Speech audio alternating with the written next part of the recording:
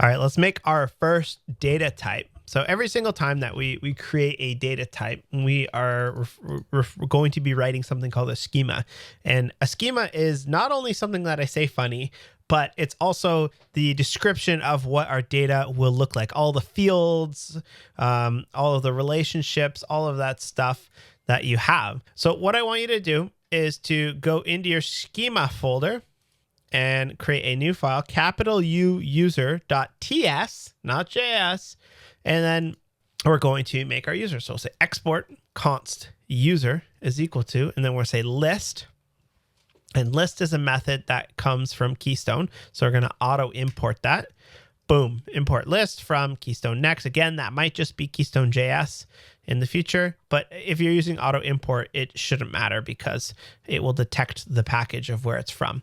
Then in that list, we have a couple of things. We have access, and we're just going to comment that out for now because we have not hit access or roles yet. We have UI, which is should they be able to view the UI, and we're going to comment that out again. That's part of access and roles. The important one that we want is called fields.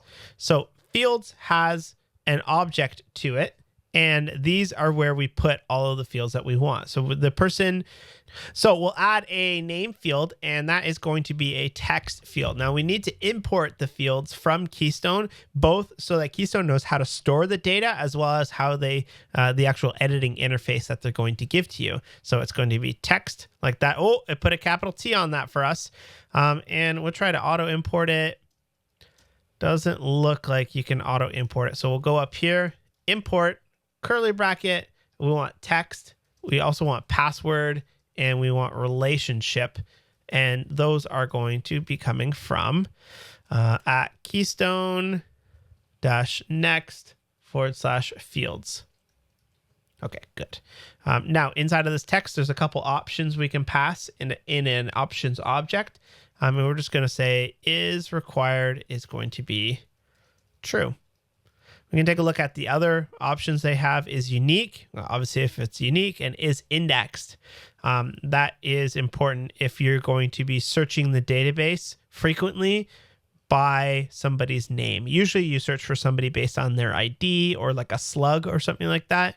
But if this was like a common field that you were searching for people, if you put is index true on that, that will make your queries nice and fast. And remember I talked about earlier that MongoDB is going to give you Performance Advisor. It's going to tell you, hey, you should be indexing this field. So don't worry too much about that. It will tell you when you run into that. Next we have is email is going to be a text field as well. And it is required, true, and is unique is true.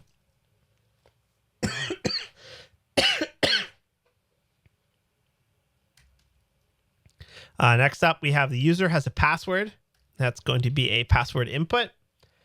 And there's a couple other values that we're going to be putting on here. We're going to give them roles, carts, and orders.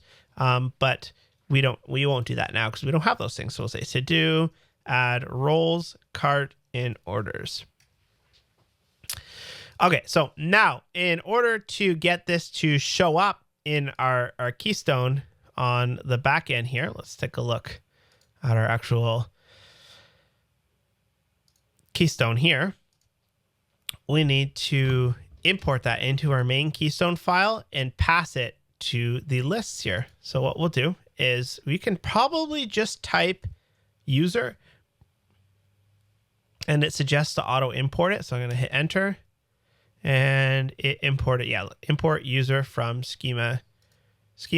And you'll notice that here I'm using a named export and not an export default. And the reason I'm doing that is because it makes those auto imports work a little bit nicer, which is great because it just auto imported. So now we have user being passed. It normally looks like this, right? But in JavaScript, if your property name and the variable you're setting it to are the same thing, then you can simply omit that and simply just say user. So one weird thing about Keystone is that anytime you change Keystone, you have to reboot the thing yourself.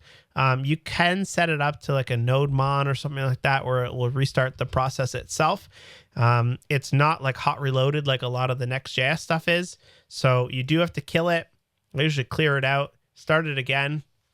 And then it takes just a quick second in order to get this thing started up again. So refresh and you will see this, it's loading, and boom, we got our users. This is funny because we haven't put any auth in place yet. So it's just, it's kind of fun because you could just make a whole application with no auth at all. And that's really good for just quickly prototyping. You can go to users, you can create a user, name, email, they have a password, all this kind of cool stuff, which is neat. Don't create anything just yet because we're going to layer on some auth first before we go ahead and do any of that. So I'll see you in the next video when we do that.